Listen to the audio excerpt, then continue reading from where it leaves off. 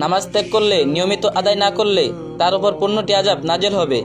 দুনিয়াতে 6টি, মৃত্যুর সময় 3টি, কবরের মধ্যে 3টি, হাসরের মাঠে 3টি। দুনিয়াতে 6টা আযাব হলো: 1. বেনামাজের হায়াত কমে যাবে। 2. বেনামাজের বরকত হবে না। 3. বেনামাজের চেহারায় সৌন্দর্য থাকবে না। 4. বেনামাজের কোনো দোয়া কবুল হবে না। 5. বেনামাজির সব নেক বরবাদ হয়ে যাবে। 6. বেনামাজির স্বপ্ন নিকট হতে রহমতের ফেরেশতা চলে যাবে এবং একসময় ইসলাম হতে খারিজ হয়ে যাবে। আর মৃত্যুর সময় 3টি আযাব হলো: 1. বেনামাজির মৃত্যুর সময় অপমানিত, লাঞ্ছিত ও সিদ্ধাত আকৃষ্ট দিয়ে জান বের করা হবে। 2. বেনামাজি ক্ষুধার্ত অবস্থায় মৃত্যুবরণ করবে। 3. বেনামাজি পিপাসা অবস্থায় মৃত্যুবরণ করবে।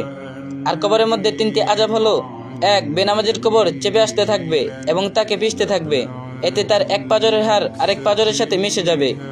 2. বেনামাজের কবরে দাউ দাউ করে আগুন জ্বলবে।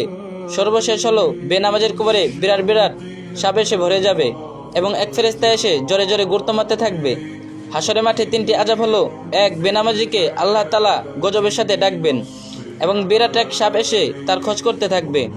2. বেনামাজি 30,000 বছর পুলসিরাতের রাস্তায় হারার চেয়ে ধারালো, চুলের চেয়ে চিকন, আমাবস্যার রাতের চেয়ে অন্ধকার। বেনামাজি যখন সেই পুলসিরাতের উপর পা রাখবে, সঙ্গে সঙ্গে পা কেটে টুকরো টুকরো হয়ে যাবে। 3. আল্লাহ তাআলা বেনামাজের জন্য ওয়াইল নামক দোজখ ঠিক করে রেখেছেন। আল্লাহ তাআলা আমাদের সবাইকে ক্ষমা করুক এবং সঠিক পথে প্রদর্শন করার তৌফিক দান করুক, আমিন। আর এই ভিডিওটি আপনার বন্ধু বান্ধবের কাছে শেয়ার করুন, হতে পারে আপনার একটা শেয়ারের মাধ্যমে দিনের পথে ফিরে আসলো। আর যে যত পারেন বেশি কপি লিঙ্ক করে দিন।